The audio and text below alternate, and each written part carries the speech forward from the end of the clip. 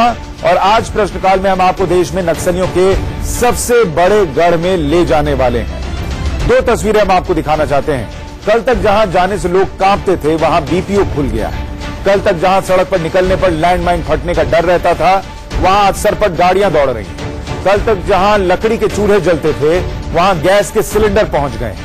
कल तक जहां लोग घरों से निकलने से डरते थे, वहां मंदिर में घंटियां सुनाई दे रही। कल तक जहां किसान आत्महत्या कर रहे थे, वहां अब किसान अपनी कंपनी के एमडी बने बैठे। ये सब सुनने में कपोल कल्पना की तरह है, लेकिन देश में नक्सलियों का सबसे बड़े गढ़ कहे जाने वाले दंतेवाड़ा की काफी हद तक अब यही हकीकत बनती जा रही है। लेकिन ये सब कैसे हुआ? एक आंदोलन है भूमगादी, जिसे माओवादियों को घुटने टेकने पर मजबूर कर दिया। ये भूमगादी है क्या? इसके अलावा आपको दंतेवाड़ा के बाजार में सैर कराने वाले हैं, और वो भी तब जब वहां रात के 9 बजे हो। जहां पहले सूरज अस्त होते शटर गिर जाया करते थे, अब रात 10 बजे तक जैविक कैफे खुला रहता है। लेकिन क्यों, कैसे, ये सब कैसे हुआ, आपको बताएंगे। साथ में दंतेश्वरी के उस चमत्कारी मंदिर भी लिए चलेंगे, जहां से कोई खाली हाथ नहीं लौटता। इस पूरी हकीकत की live ground reporting India news के संवाददाता राजीव शर्मा ने की।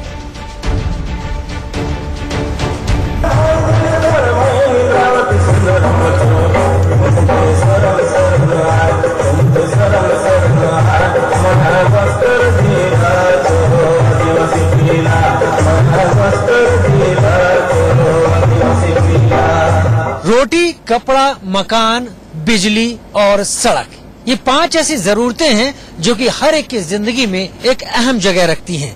रोटी, कपड़ा और मकान किसी इंसान की मजबूती को दिखाती हैं, उसका स्तर बताता है कि वो शख्स कितना मजबूत है। और बिजली और सड़क ये राज्य सरकार या सरकार के खाते में जाती है, और इनकी उपलब्धता ये बताती है कि सरकार कितनी मजबूत है। शाम का वक्त हो रहा है और हम दंतेवाड़ा के रास्ते में हैं, नजदीक ही है दंतेवाड़ा। यहाँ पर बिजली की उपलब्धता तो अभी नहीं बता पाएंगे, लेकिन सड़क की यहाँ पर मौजूदगी जरूर आपको दिखा सकते हैं। ये हाईवे है यहाँ पर, और जैसा कि छत्तीसगढ़ के मुख्यमंत्री रमन सिंह का भी कहना है कि एक वक्त था कि केवल छत्तीसगढ़ में हाईवे मिट्टी का हुआ करता था, यानी यहाँ पर सड़कें बनाना, सड़कों का जाल फैलाना एक बहुत ही दुष्कर काम होता था। करीब 18,000 किलोमीटर की सड़कें अब छत्तीसगढ़ में बन चुकी हैं, और ये बताता है कि वो दौर जो कभी गोलियों पर आकर रुकता था, वो दौर जो कभी गोलियों पर आकर रुकता था, वो दौर अब विकास पर आकर धीरे धीरे ही सही रुकने जरूर लगा है। बस्तर रीजन है, दंतेवाड़ा जिला है, और ये सड़क दंतेवाड़ा की तरफ जा रही है, जहां के बारे में ये खबरें आ रही थी कि ये इलाका पिछले कुछ सालों में तेजी से बदला है। सड़कें भले ये हाईवे हों, लेकिन अच्छी हैं। इन्हीं सड़कों पर चलते चलते राजीव शर्मा को कुछ अद्भुत जैसा दिखा। जैसे कांवड़ यात्रा के दौरान शिव भक्त गंगा जल लेकर चलते हैं, उसी तरह कुछ युवक एलपीजी गैस सिलेंडर को डंडी पर ले जा रहे थे। पीछे पीछे महिलाएं अपने सिर पर गैस स्टोव ले जा रही थी। राजीव ने अपनी कार रोक दी। यूं तो हमें भी लगता था कि सरकारी योजनाएं गांवों के आदमी तक कुछ देरी से पहुंचती हैं, लेकिन दंतेवाड़ा के रास्ते में हम हैं तो ये महिलाएं यहाँ पर सर पर गैस चूल्हा रखकर ला रही थी। कहाँ से मिला है आपको ये गैस चूल्हा? गांजोपारा, किलेपाल जिले सरकार की तरफ से? सरकार के दिया है। सरकार के दिया, हर एक को मिल रहा है एक एक। तब लकड़ी नहीं जलाएंगी? नहीं नहीं सरकार। क्या फायदा होगा इससे चूल्हे से? चेहरे की मुस्कान बता रही कि लकड़ी नहीं जलानी पड़ेगी, धुआं नहीं लगेगा। धुआं लगता था काफी इसके पहले। कितना दूर है गांव आपका? कितना दूर है? इधर सामने। ये सारे स्टोव सिलेंडर उज्ज्वला योजना के तहत मिले हैं। राजीव ने लोगों से ही पूछा कितने में मिले, कैसे मिले, क्या बनाएंगे। कभी शहरी लोगों को देख डर जाने वाले बस्तर के अंदरूनी हिस्से के लोग भी अब जवाब दे रहे हैं। बड़ी हिम्मत लगती होगी सारा लाने में। कितनी दूर से ला रहे हैं? ये 2 किलोमीटर से। 2 किलोमीटर से? तो 1 किलोमीटर लेना पड़ेगा। और अभी तक कैसे खाना बनाते थे? नहीं, पहले मैं लकड़ी से बना रहे। अभी कैलेंडर मिला था, उसमें खाना बनेगा। बनेगा ठीक है, लेकिन इसमें बाद में पैसा लगे, खर्चा लगेगा। अभी तस्ता दो दिए, फ्री दिए। अभी फ्री दिया है? फ्री तो दिए नहीं, 300 रुपया दिया। 300 रुपया पूरा कनेक्शन, उसमें 300 रुपए में क्या क्या दिया है? ये दे चूल्हा दिया है, और ये दिया है, ये दिए है, सिलेंडर दिया है। उसमें ना फिर बाद में फिर खर्चा फिर लगेगा। इसको खत्म, गैस खत्म होने समय फिर लगेगा। आपको लग रहा होगा कि गैस का सिलेंडर पहुंच गया तो क्या हुआ, लेकिन बस्तर और दंतेवाड़ा में सिलेंडर पहुंचना किसी चमत्कार से कम नहीं।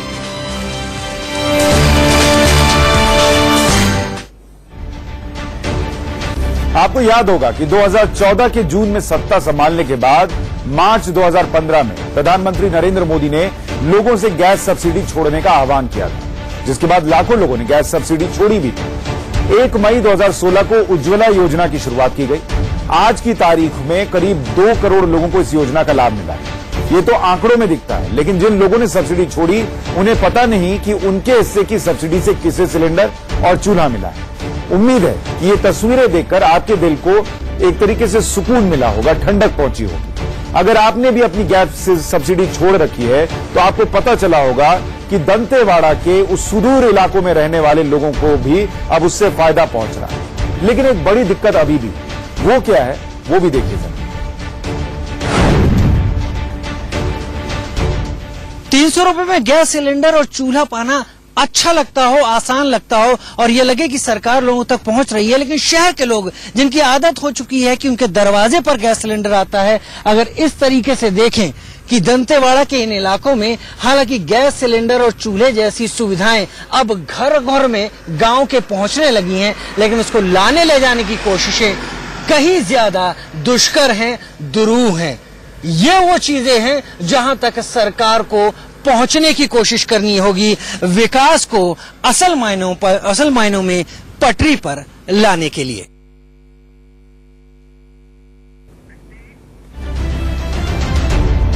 ये तो हाल था कि किस तरीके से गैस पहुंच रही है, सिलेंडर पहुंच रहा है, चूल्हा पहुंच रहा है दंतेवाड़ा के घरों तक। अमूमन बीपीओ का नाम सुनते ही आपके दिमाग में दिल्ली, नोएडा, गुड़गांव की तस्वीर सामने आती है। ठीक वैसी जैसे दंतेवाड़ा और बस्तर का नाम सुनते नक्सलियों की तस्वीर दिमाग में कौन दिखती है। लेकिन आपको दंतेवाड़ा में बीपीओ दिखे तो हैरानी लाजमी, यकीन करना मुश्किल हो जाता है, लेकिन ये सच है, आज का सच।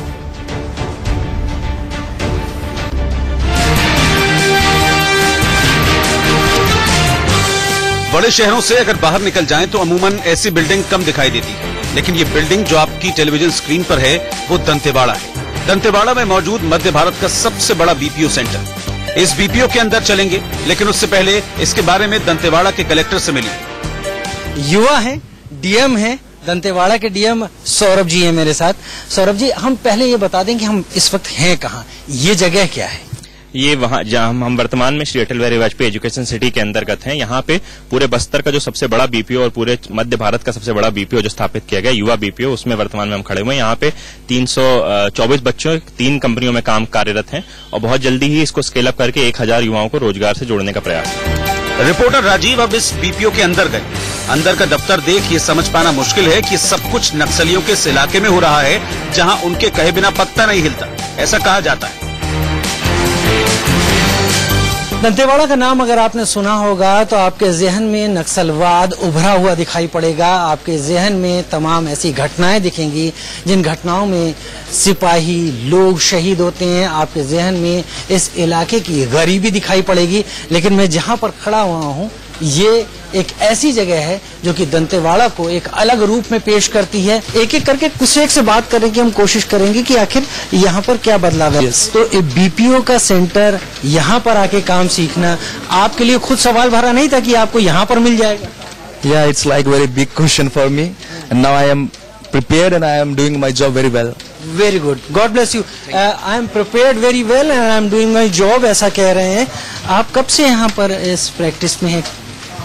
हम यहाँ जनवरी से यहाँ आए हैं और अभी तक हमने बहुत सारे प्रोजेक्ट में काम किया है। हमें डर लगता था कैसे आएंगे कैसे जाएंगे, बट अब सब नॉर्मल है। कितनी दूर से आप यहाँ आती हैं?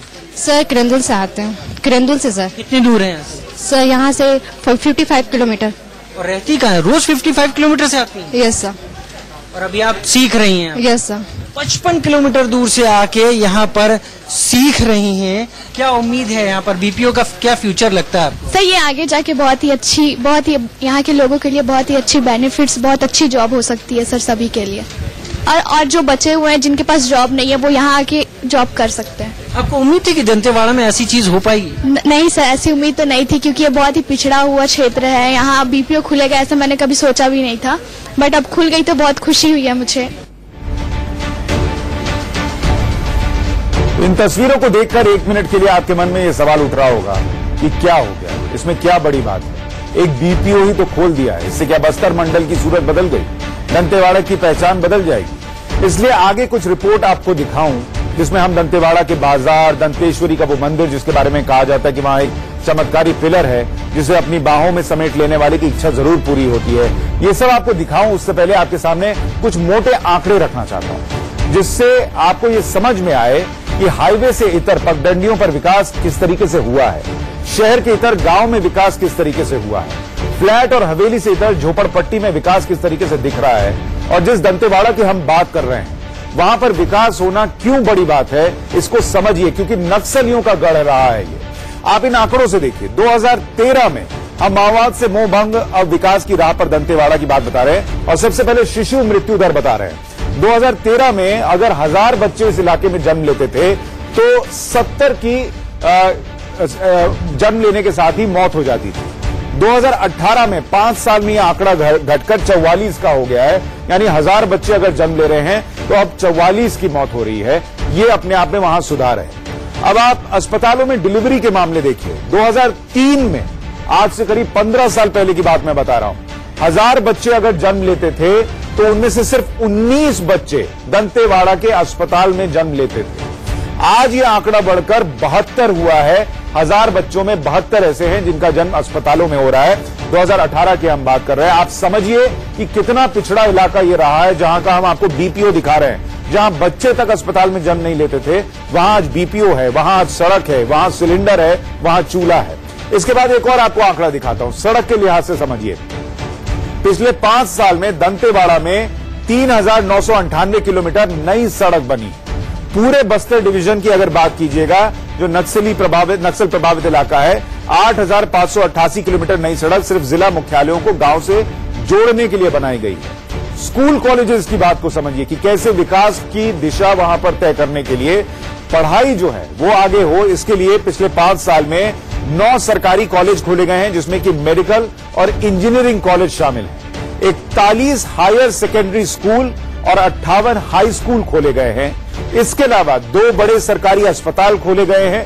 इतना ही नहीं, 101 आयुर्वेदिक अस्पताल खोले गए हैं, 140 आयुष सेंटर खोले गए हैं, 8 प्राइमरी हेल्थ सेंटरों के लिए वहां पर जगह बनाई गई है। यानी कुल मिलाकर सरकार का दावा है कि 40 साल से अपनी जड़ बसा चुके इस रीजन को 2022 में पूरी तरह नक्सल मुक्त घोषित कर दिया जाएगा। अबू झमाड़, जिसे नक्सलियों की राजधानी कहा जाता है, उसे मुक्त करा दिया जाएगा।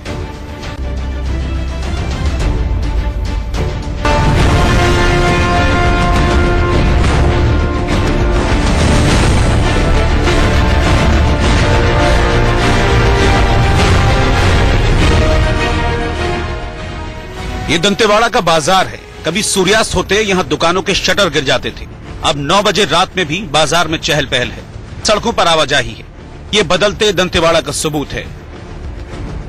मुख्यमंत्री रमन सिंह कहते हैं कि सरकार ने दोहरे स्तर पर लड़ाई जीतने की हर संभव कोशिश की है। नतीजा अब सामने आने लगा है।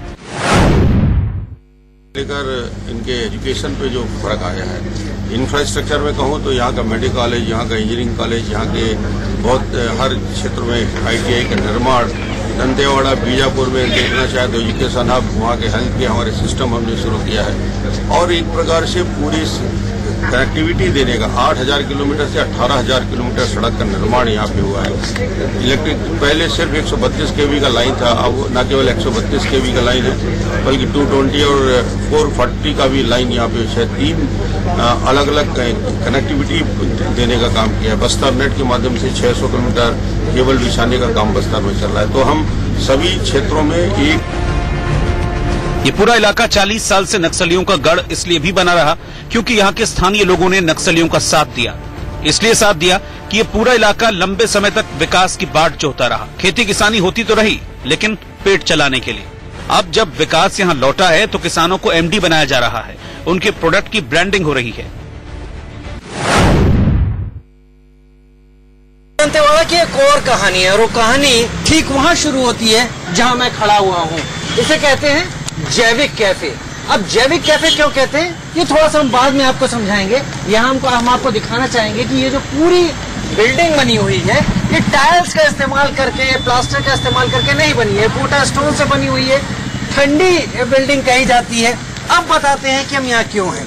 पूरे दंतेवाड़ा में 27,000 किसान हैं। उनमें से 4,000 किसानों ने एक कंपनी बनाई जिसे भूमगादी कहते हैं। भूमगादी क्या है, क्यों बदलते दंतेवाड़ा की एक तस्वीर है, हमको बताने के लिए सौरभ कुमार इस दंतेवाड़ा जिले के जिलाधिकारी यहाँ पर मौजूद है। सौरभ जी, भूमगादी क्या है और क्यों ये बदलते दंतेवाड़ा की तस्वीर है?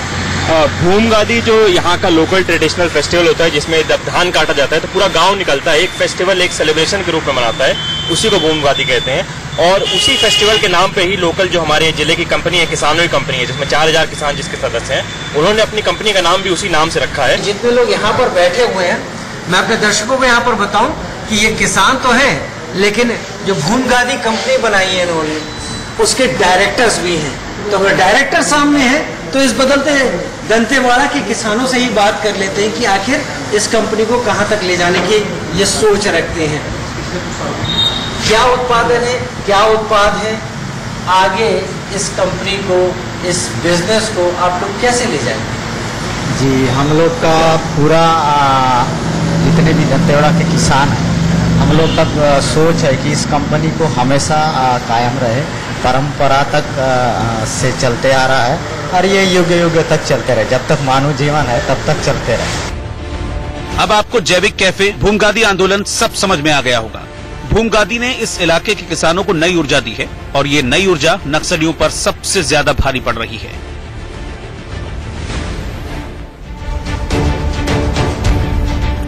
यानी नक्सलियों को छोड़कर विकास की बात सुन रहे दंतेवाड़ा में ऐसी दर्जनों कहानियां जिससे इसकी पहचान बदल रही है। अब आपको दंतेवाड़ा की सनातन पहचान से रूबरू करवाने का वक्त है।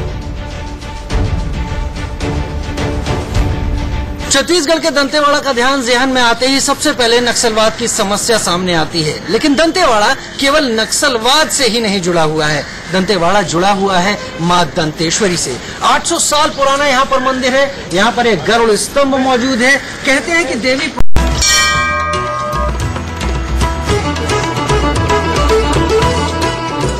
बाकी सनातनी मंदिर की तरह दंतेश्वरी के मंदिर में आप जीन्स टी शर्ट पहनकर नहीं जा सकते। मंदिर में ही फ्री ऑफ कास्ट धोती मिलती है। राजीव शर्मा ने भी इस परंपरा का सम्मान किया।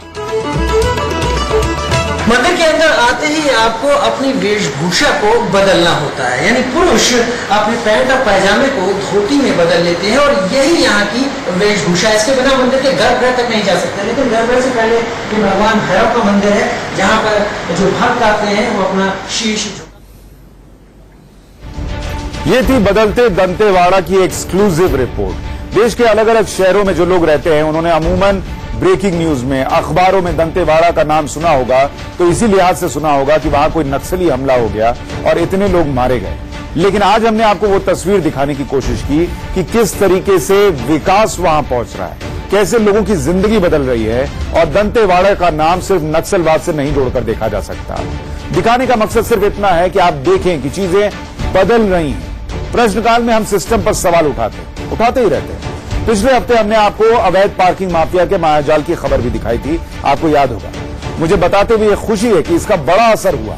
लखनऊ के मेयर ने कहा है कि वो इस मामले में कड़ा एक्शन लेने जा रहे हैं। दरअसल यही हमारा मकसद होता है। लेकिन इन सारी चीजों के अलावा हम बीच बीच में आपके सामने बदलाव की कहानी भी रखते हैं, ताकि आपको पता रहे कि देश वाकई बदल रहा है या नहीं। और बदलते दंतेवाड़ा की कहानी इसी कड़ी का हिस्सा। आज प्रश्नकाल में